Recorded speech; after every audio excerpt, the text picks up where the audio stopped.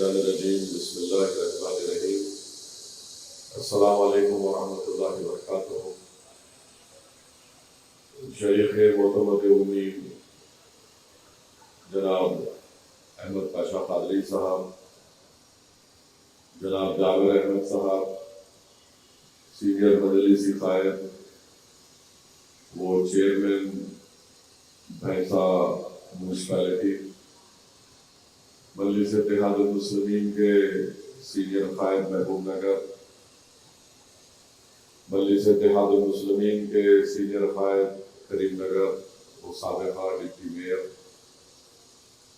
نظام آباد سے تشریف لائے مجلس کے صدر، عادل آباد کے نرمل کے صدر صاحب، ظہیر آباد سنگاریڈی سداسی پیٹ اور مختلف اضلاع سے تشریف لائے مجلس اتحاد المسلمین کے صدر معتمدین، اراکین بلدیہ، سابقہ اراکین بلدیہ، سابقہ صدر، اور ناگپور سے تشریف لائے ہمارے شکیل صاحب۔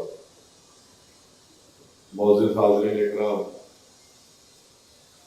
آپ تمام سے یہی گزارش ہے جس کا ذکر ابھی احمد پاشا قادری صاحب نے کیا کہ آنے والے وقت میں سرپنچ کے انتخابات ہونے جا رہے ہیں، تو میری آپ سے گزارش ہے کہ جہاں تک ممکن ہو سکے ہم کو اس انتخابات میں حصہ لینا ہے۔ ماضی میں بھی ہم نے بہت سے مقامات پر مجلس کی طرف سے ہم نے اپنے امیدواروں کو کھڑا کیا، تو ابھی بھی ہماری ذمہ داری ہے کہ آپ اس انتخابات کی تیاری کریں۔ اور جیسا کہ جابر صاحب نے کہا کہ بلدیہ کے انتخابات آ رہے ہیں، اور مجھے اس بات سے کوئی اعتراض نہیں ہے کہ آپ اپنی سطح پر امیدواروں کا آپ ایک لسٹ بنائیے، آپ ان امیدواروں سے ان کے بارے میں معلوم کریے، اور پھر آپ دارالسلام کو مجھے یا شریک معتمد امید صاحب احمد پاشا قادری صاحب کو روانہ کریے۔ بہرحال اس کے لیے تیاری ابھی سے شروع کریے۔ اور تیسری بات یہ ہے کہ عوامی مسئلوں کے اوپر میری خاص طور سے مجلس کے ضلع صدر سے یا اس کے شہر کے صدر سے میری یہ گزارش ہے کہ آپ کے لیے ضروری ہے کہ آپ میڈیا میں ان تمام چیزوں کو کے اوپر بولتے رہیے، اپنا رد عمل دیتے رہیے، اور جب رد عمل آپ دیں گے تو کوئی ایسی متنازع بات مت کہیے، اور اگر کوئی مجلس کی مخالفت میں بولتا ہے تو آپ اس کی بھی مذمت کریے، اور جماعت کا اپنے موقف کو عوام کے سامنے رکھیے۔ صرف ایک ویڈیو بنا کر ڈال دینے سے نہیں ہوتا، میڈیا سے بات کریے۔ آپ کے الحمدللہ مجلس کی طرف سے اگر آپ میڈیا کی پریس کانفرنس کریں گے تو میڈیا آئے گا، آپ سے سوالات ہوں گے، آپ اس کا جواب بھی دیجیے اور اپنی بات بھی رکھیے۔ چوتھی بات یہ ہے کہ آپ جانتے ہیں کہ ہمارے ملک میں بی جے پی کی فرقہ پرست حکومت برسر اقتدار ہے، اور انہوں نے ایک وقف بل کو پارلیمنٹ میں پیش کیا، اور اس وقف بل کے ذریعے سے حکومت یہ چاہتی ہے، نریندر مودی یہ چاہتے ہیں کہ ہمارے وقف کی جائیدادوں کو ہم سے چھین لیا جائے۔ اور آپ اور ہم جانتے ہیں کہ وقف کی جتنی جائیدادیں ہیں یہ پرائیویٹ پراپرٹی ہے، حکومت کی پراپرٹی نہیں ہے، نہ حکومت نے یہ تمام جائیدادیں ہم کو دی ہیں۔ ہمارے بزرگوں نے، ہمارے آباء و اجداد نے، ہمارے پرانے حکمرانوں نے ان جائیدادوں کو مسلمانوں کے لیے وقف کیا، اور جب ایک جائیداد وقف ہو جاتی ہے تو اس کا مالک صرف اللہ سبحانہ و تعالیٰ ہوتا ہے۔ واقف اگر بولتا ہے کہ میں یہ یتیم خانہ بولیے یا پھر مسجد یا کوئی بھی چیز ہو، تو جیسا ہی وہ وقف کرتا ہے واقف کا اثر اس سے ختم ہو جاتا ہے، اور اللہ سبحانہ و تعالیٰ اس کا مالک ہوتا ہے۔ اب یہ کوشش کی جا رہی ہے اس بل کے ذریعے کہ وقف بائی یوزر کو ختم کر دو، اور وقف بائی یوزر کا مطلب یہ ہے کہ اگر آپ کسی جگہ پر برسوں سے اس کو استعمال کر رہے ہیں کسی مذہبی تقریب کے لیے یا مذہبی رسومات کے لیے تو وہ وقف بائی یوزر ہو جاتی ہے۔ اب بار بار بی جے پی کے لوگ بولتے ہیں ارے یہ کیسا بھائی، آپ نماز پڑھ لیے تو وقف ہو جاتی کیا؟ یہی قانون ہندو انڈومنٹ بورڈ میں ہے۔ وہ کیا بولتا ہے کہ اگر کوئی ہندو کسٹم اور یوسیج سے اس جگہ پر اپنی مذہبی عبادت کرتا ہے تو وہ بھی ہندو انڈومنٹ بورڈ کی پراپرٹی ہوتی ہے۔ تو جتنے 95 یا 2013 کا قانون ہے تقریباً وہی پروویژن ہر ریاست کے ہندو انڈومنٹ بورڈ میں ہے۔ فرق صرف اتنا ہے کہ جتنے ہندو انڈومنٹ بورڈ کے قانون ہیں وہ ریاستی سطح پر بنائے گئے، وقف کا قانون مرکزی حکومت بنا دی۔ کنکرنٹ لسٹ میں یہ دونوں قانون ہیں، قانون بنا سکتے یا تو مرکزی حکومت بنائے یا پھر ریاست حکومت بنائے۔ ہندو انڈومنٹ بورڈ کا ریاستی سطح پر یہ قوانین بنائے گئے۔ تو میری آپ سے گزارش ہے کہ بار بار اس کے بارے میں لوگوں کو باخبر کریے، شعور بیدار کریے کہ اگر خدا نخواستہ یہ بل اگر قانون بنے گا تو اس سے نہ کوئی مسجد بچے گی، نہ کوئی خانقاہ بچے گی، نہ کوئی قبرستان بچے گا، نہ کوئی زمین بچے گی۔ اور پھر بار بار یہ بولتے ہیں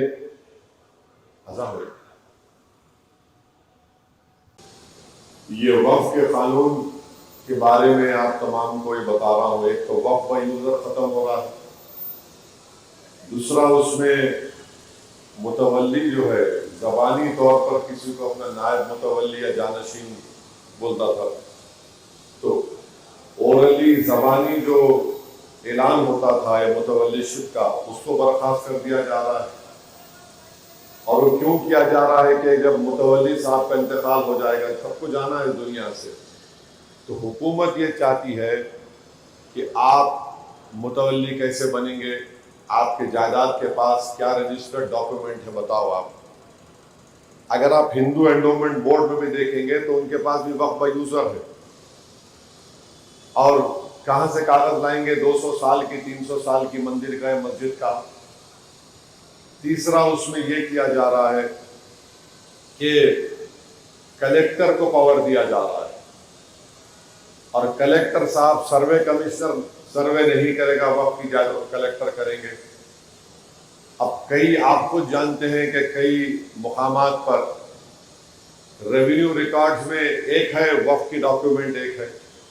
اب کیسے کلیکٹر اپنے ہی کیس میں جج بن سکتا ہے؟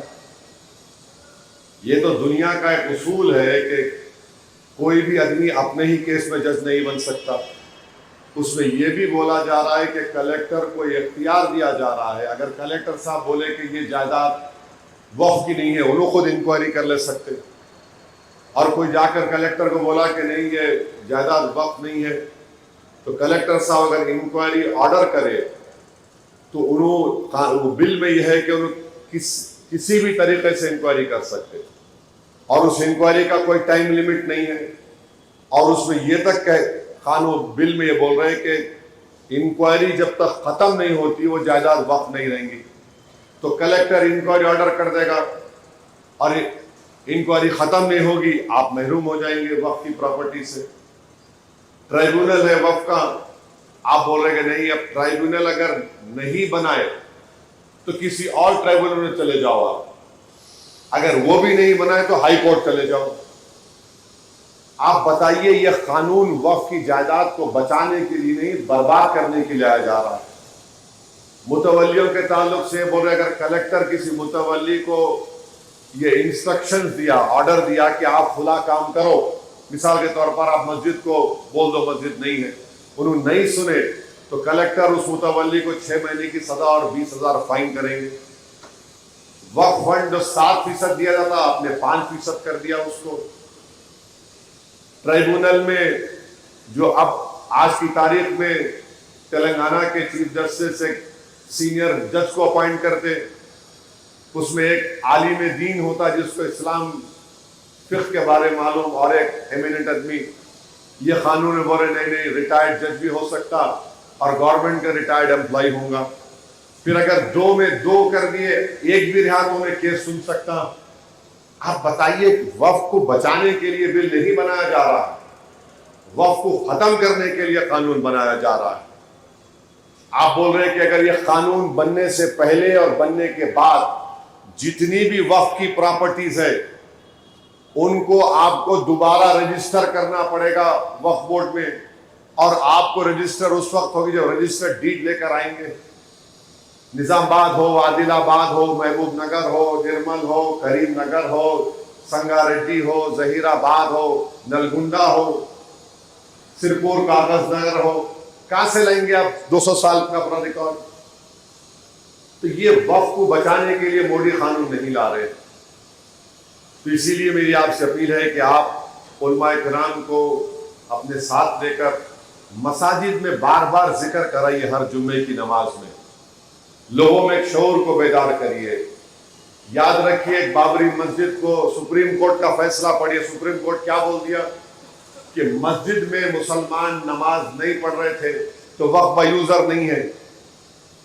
کئی ججمنٹ کو آپ پڑھو، ججمنٹ میں سپریم کورٹ کے وقف با یوزر کا ذکر کر دیا، تو یہ قانون بنانا چاہ رہے کہ مسجد کو روک دو نماز پڑھنا اور وقف با یوزر کرو۔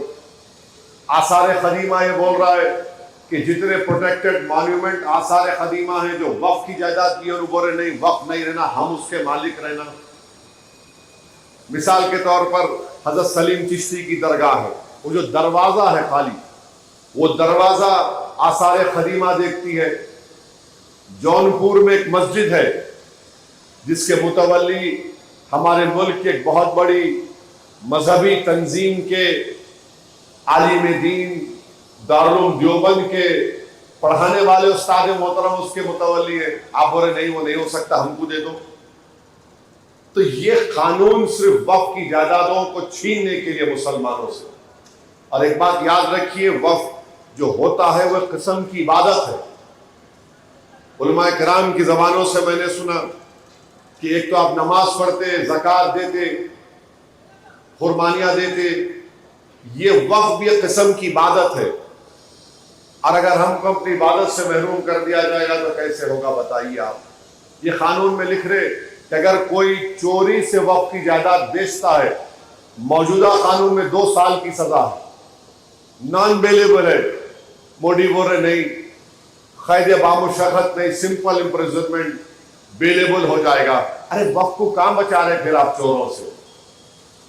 جو لوگ قابض ہیں، قانون ہے، لمیٹیشن ایکٹ ہے، اگر کوئی 12 سال سے آپ کی جائیداد پر قابض ہے تو لمیٹیشن ایکٹ کے تحت وہ مالک بن سکتا۔ مودی بول رہے نہیں یہ قانون وقف پہ لگاؤں گا۔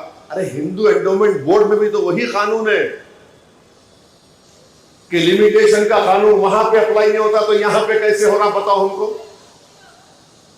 کوئی بھی قابض ہوگا، مندر کی مٹ کی زمین مندر کی رہے گی، مگر آپ بول رہے نہیں وقف پہ نکال دیں گے۔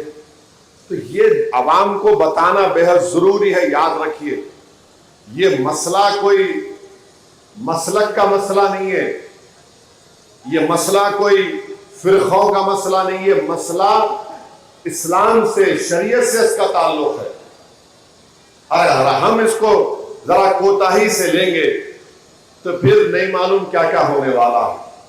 کاشی متھرا مسجد کے پیچھے پڑ گئے، کاشی کی مسجد ہے اس کے تہہ خانے میں آئے، اجازت مل گئی آپ کو عبادت کرنے کی، اوپر آپ نماز پڑھ رہے، نیچے عبادت ہو رہی ہے۔ لیکن بتائیے پھر کیا ہوگا؟ ایسے کئی چیزیں ہیں۔ تو اسی لیے اس بل کے خلاف آپ کو عوام میں شعور بیدار کرنا ضروری ہے۔ الحمدللہ QR کوڈ کے ذریعے آپ تمام نے اپنی مخالفت کا اظہار کیا ہے، مگر آپ اپنے اپنے علاقوں کے ہر جمعے کی خطبے سے پہلے اس کے بارے میں بولا جائے، اس کے بل کے خلاف دعائیں ہوں، عوام میں ایک شعور کو بیدار کرنے کی ضرورت ہے۔ اور All India Muslim Personal Law Board کی طرف سے مستقبل میں میرے خیال سے جلسے بھی ہوں گے، میں بھی کوشش کروں گا اس میں آنے کے لیے۔ اور اس بل کے تعلق سے تعجب مجھے اس بات کا ہے کہ ٹی آر ایس پارٹی کچھ بول ہی نہیں رہی. ٹی آر ایس پارٹی کا کوئی بیان نہیں آ رہا ہے اس کے اوپر. بولنا چاہیے نا. میرے کو تعجب ہو رہا ہے کہ ٹی آر ایس پارٹی اس بل پر خاموش کیوں ہے. بھائی وقف کی پراپرٹی ہے, آپ بولیے نا اس کے اوپر, مخالفت کریے مودی کی. آپ یہ مسئلہ تو کوئی مجلس کا, ٹی آر ایس کا, کانگریس کا نہیں, تو مسئلہ انصاف کا ہے.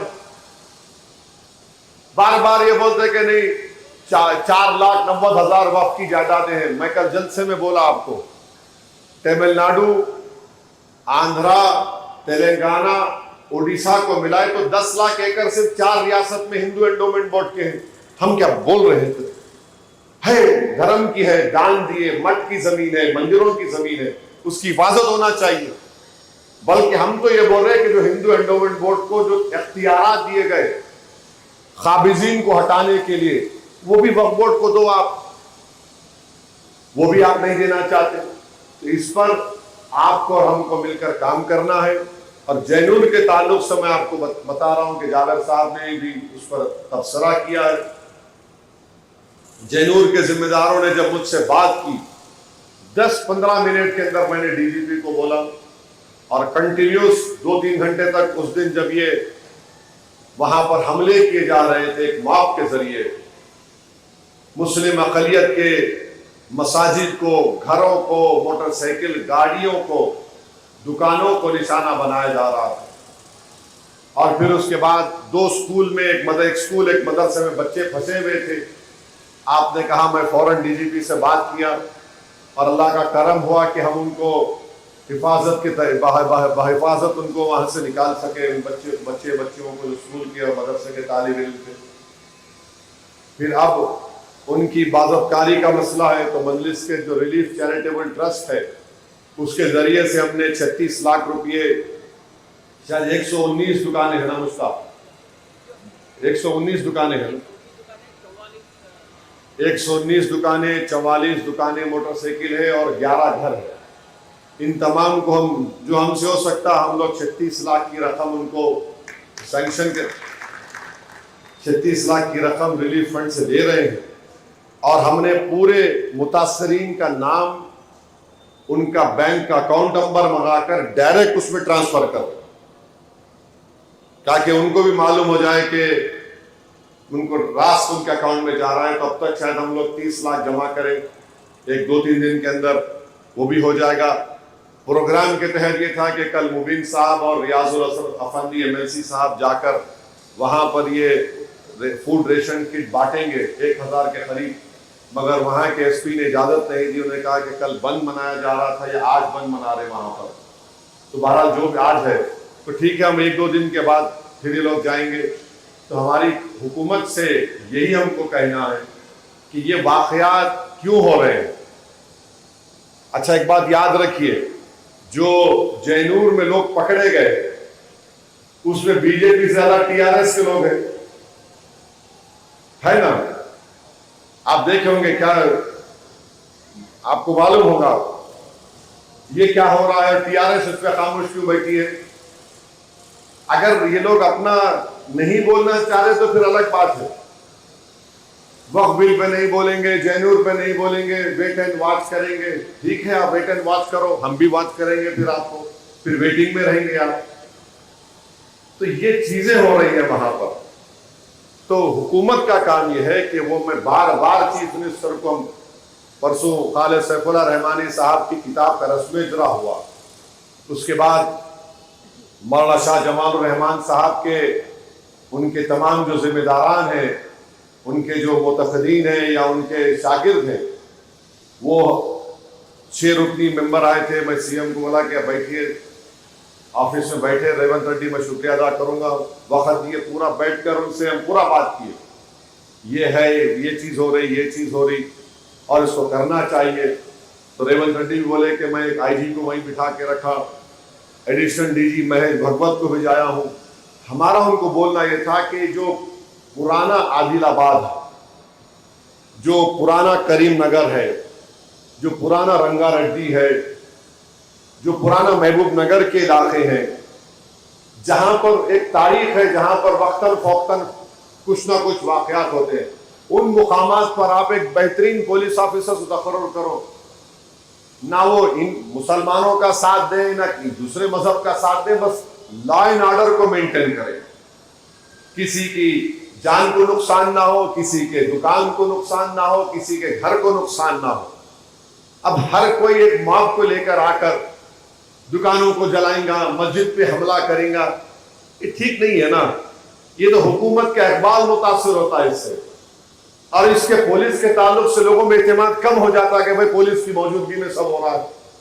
تو S P, additional S P, D Y S P, inspector, اچھے لوگوں کا اگر تقرر حکومت کرے گی، کوئی بھی پاور میں رہو، مگر عوام کو تکلیف نہیں ہونا چاہیے.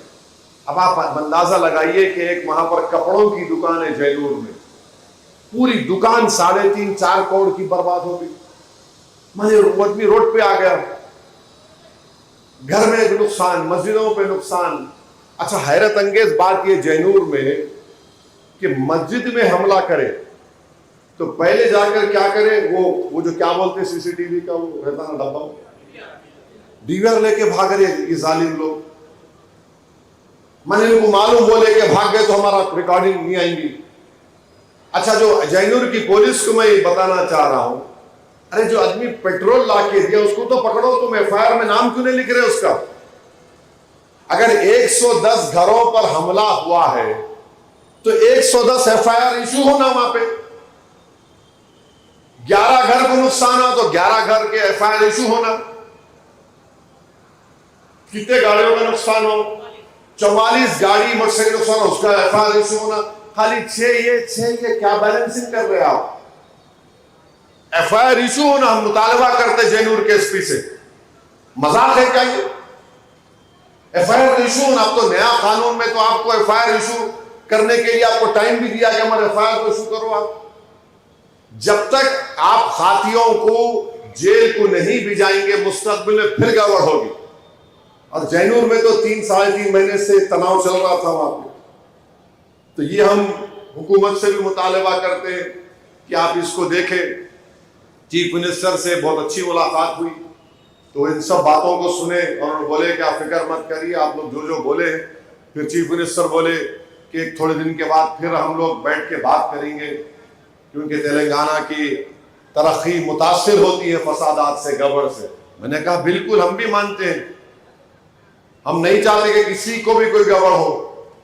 اسی لیے تو جب گنیش وسرجن آیا تو ہم اپنے اس جلسے کو 1 ہفتہ پیچھے کر لیے.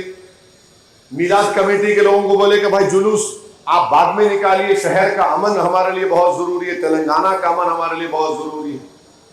اور ہم بار بار حکومت سے بول رہے کہ کسی کا بھی مذہبی تہوار ہو، آپ روٹ بنائیے، روٹ پہ سی سی ٹی وی کیمرہ لگائیے. اب تو پولیس والے خود اپنے کپڑوں کے اوپر کیمرہ لگا سکتے ہیں، آپ فالو کریے ان کو.